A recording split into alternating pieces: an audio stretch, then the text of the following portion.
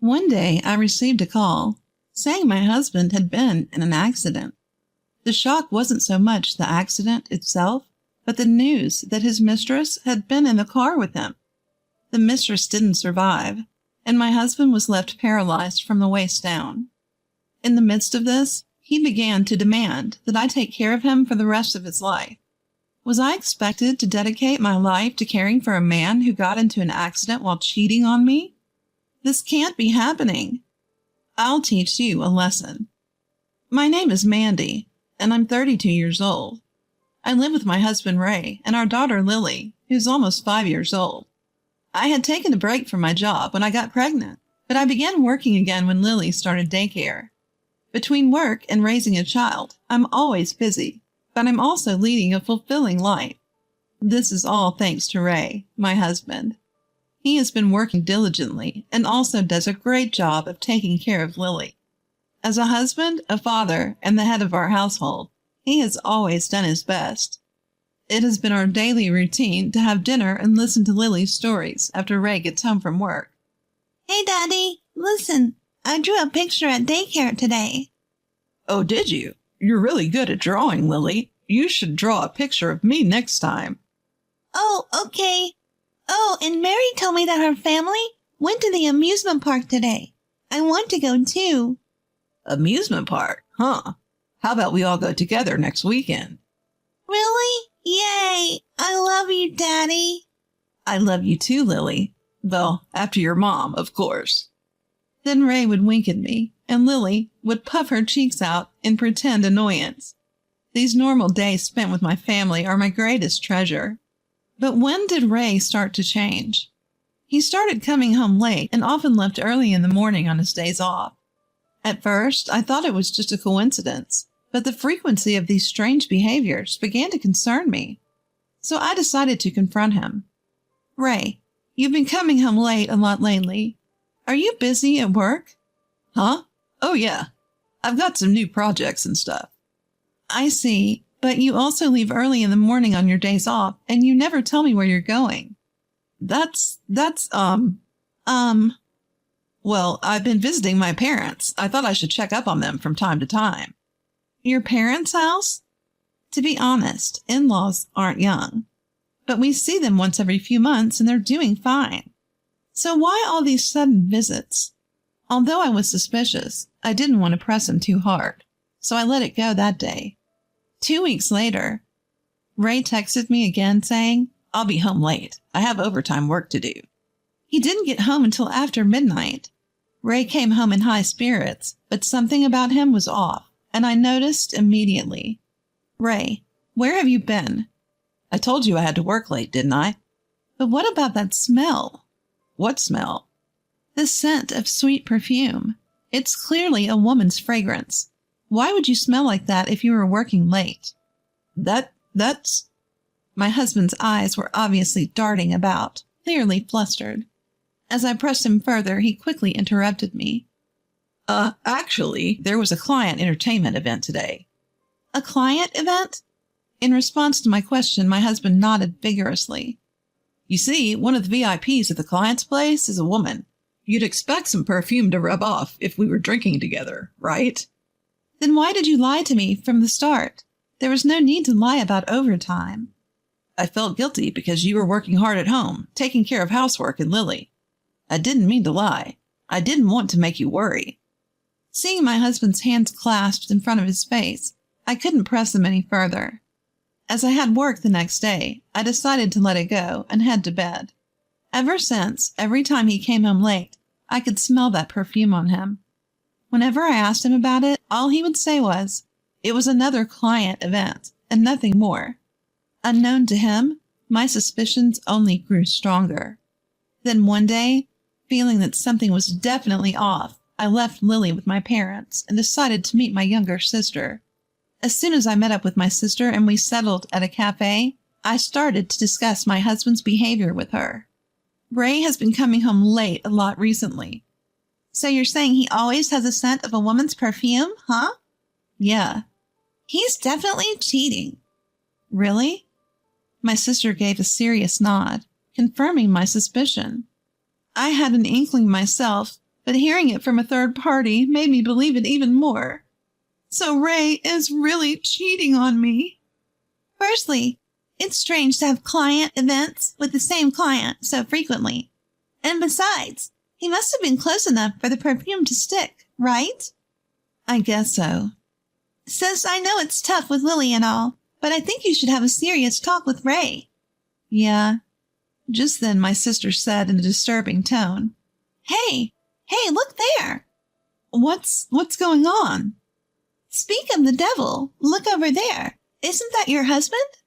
Following the direction of her finger, I saw Ray. Next to him, a young woman, younger than me, was tightly clutching his arm. The sight was so cruel, I was at a loss for words. Ignoring my state of shock, my sister started snapping pictures of them on her smartphone. Wait, what are you doing? What are you doing just standing there, sis? We need to gather evidence. But... No buts. Hurry up. I'll take pictures. You start recording a video.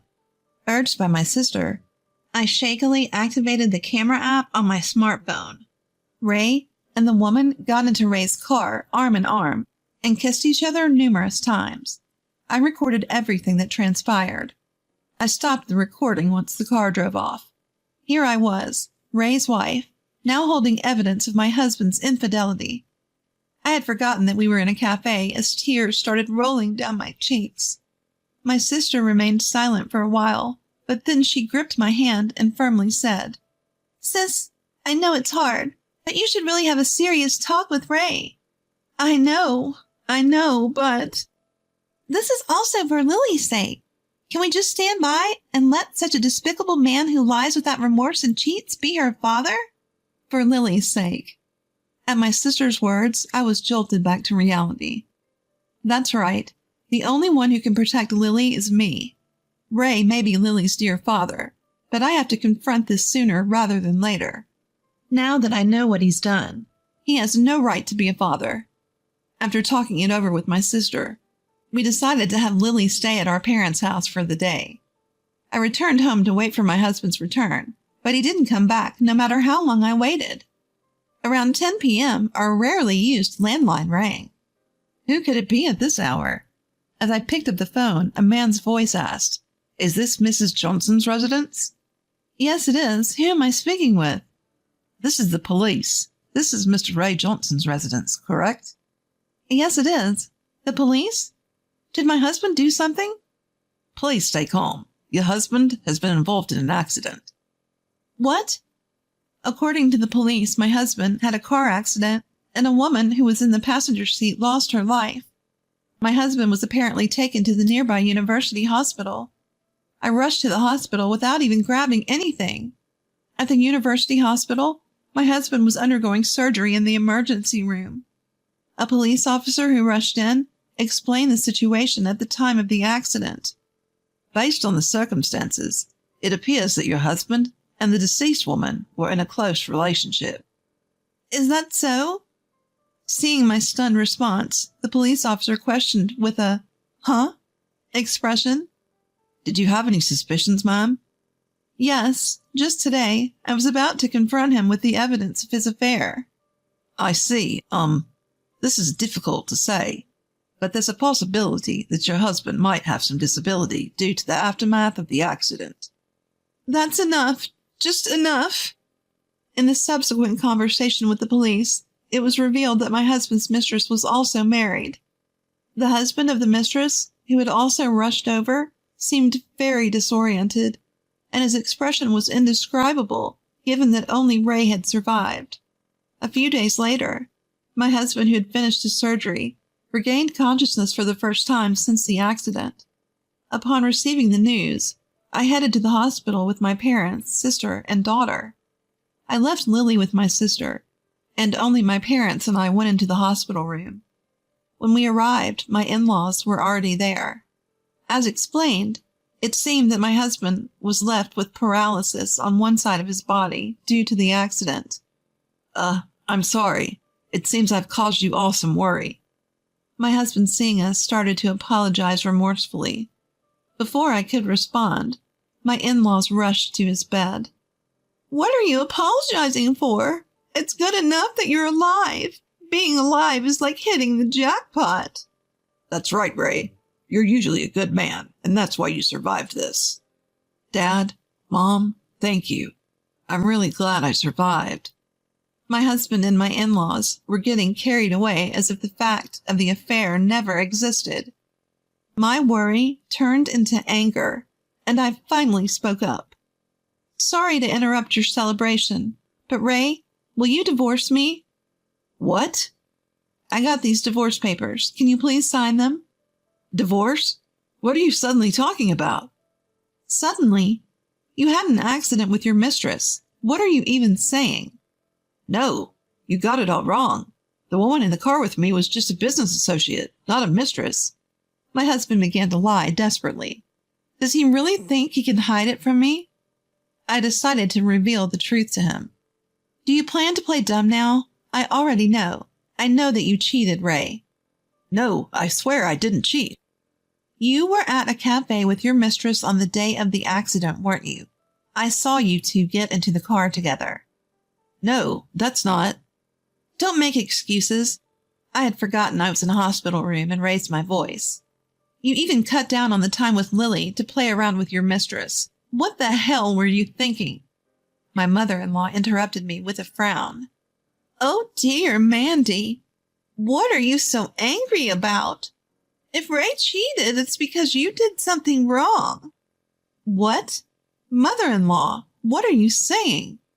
Ray just regained consciousness, right? And you've heard it from the doctor, haven't you? Ray ended up with hemiplegia due to the after effects. What does that have to do with our divorce? From now on, he needs your dedicated care. If you have time to talk about divorce and such, you should be studying for caregiving right away. That's right. My husband echoed his mother. You'll be taking care of me from now on, as my wife. That's when it happened. Any lingering sympathy I had for my husband evaporated in an instant. At first, I truly felt sorry for my husband who had an accident.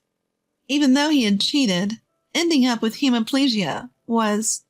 But now I couldn't care less. They have not an ounce of remorse for what they've done to me. All they care about is themselves. Suppressing my rage, I addressed my mother-in-law. Are you serious?